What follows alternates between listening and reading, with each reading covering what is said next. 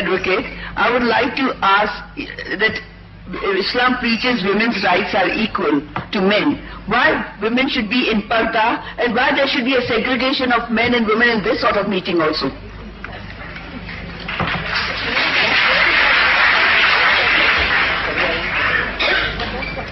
Sister asked a very good question, that when Islam believes in women's rights, that men and women should be equal, then why does Islam believe in parda, and why should there be segregation of sexes like the one we are having just now?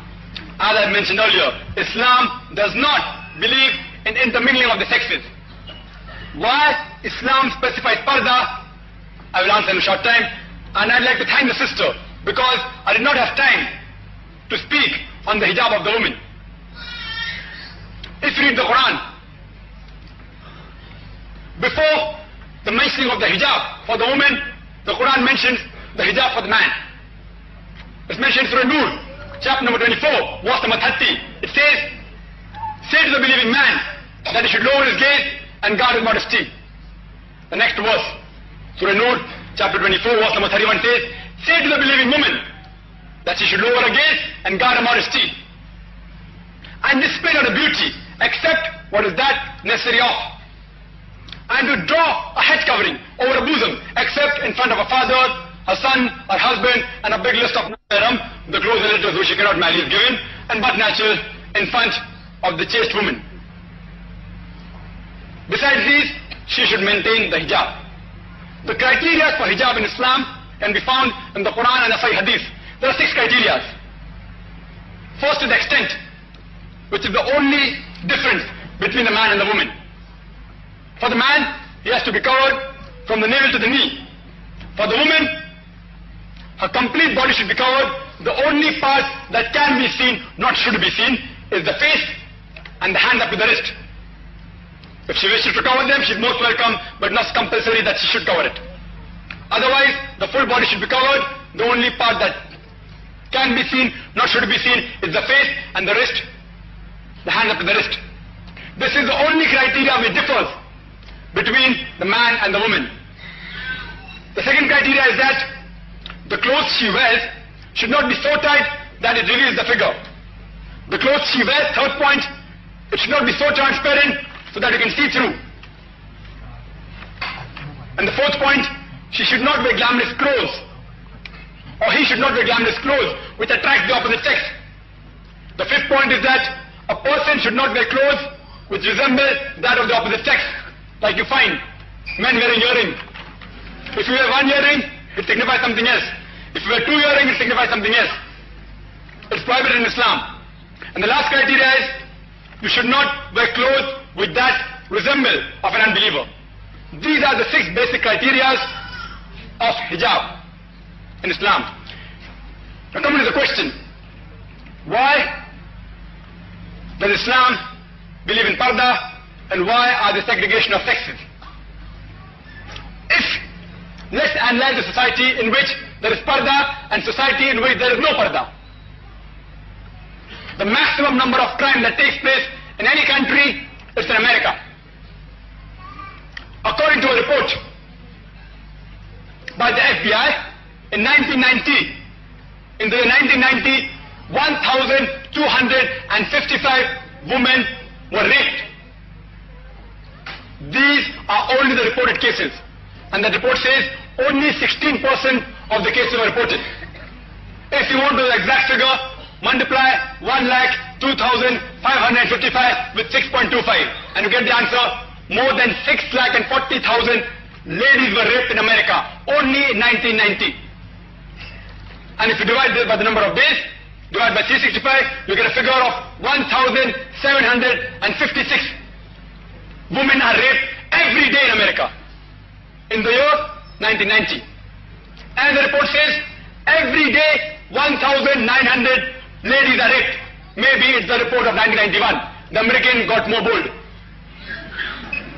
And the last report, which came in autumn 1993, it said every 1.3 minutes one woman is raped. You know why? America has given the women more rights and more women are being raped. Only 10 were arrested. 16% are reported only 10% are arrested. Means only 1.6% of the cases are arrested. Out of that, 50% are let free before the trial.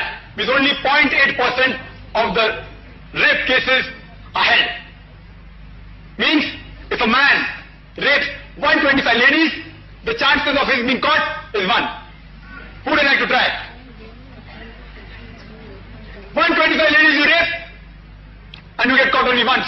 Out of that, 50% time you get a punishment of less than 1 year.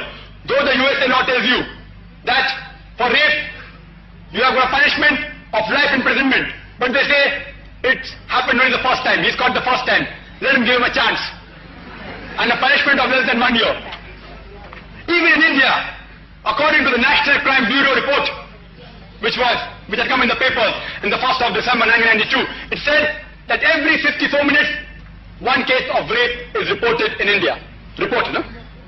Every 26 minutes, one case of molestation. Every 1 hour 43 minutes, one case of dowry death.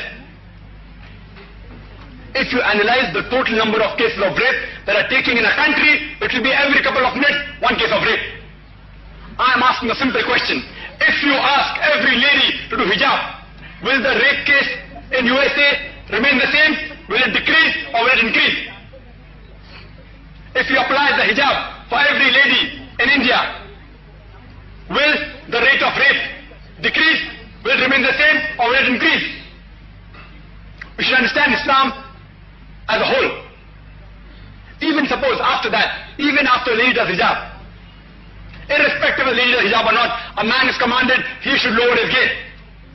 And if suppose after that, if a man commits rape in Islam, he receives capital punishment. You call it a barbaric law. I have asked this question to several people. Suppose, I have asked this question to many of the gents. Suppose your sister is raped, and if you are made the judge, leave aside what Islam tells you, leave aside what Indian law tells you, leave aside what American law tells you. If you are made the judge, what punishment will you give to the rapist of a sister? And all I have said, death sentence. If you went to the extreme of saying, I'll torture him to death. I want to ask you a question. If you apply the Islamic Sharia law in America, will the rape case decrease? Will it remain the same or will it increase? If you apply the Sharia law in India, will the rape case decrease? Will it remain the same or will it increase? So but natural, let's analyze practically. You say you're giving women rights theoretically, but practically you're degrading her to a status of a concubine and a mistress. I'd like to, only on speaking on Parda, you can talk for days. Just, I'd like to end my answer by giving a small example. Suppose two ladies, two twin sisters, who are equally beautiful, if they are walking down the street, and around the corner, there's a hooligan, who's waiting for a catch, who's waiting to tease a girl. Both twin sisters are walking, both are equally beautiful, one is in the hijab, Islamic hijab, one is wearing a mini or a skirt. Which girl will that hooligan tease? Which girl will he tease? But naturally the one in the short of the mini. If a girl is wearing normal shalwar kameez with the hair open, maybe the shalwar kameez tight, and the other girl is wearing Islamic hijab, which girl will he tease? But naturally the girl is not in hijab. There's practical proof that hijab is been ordained in Islam not to degrade the woman, but to protect her modesty.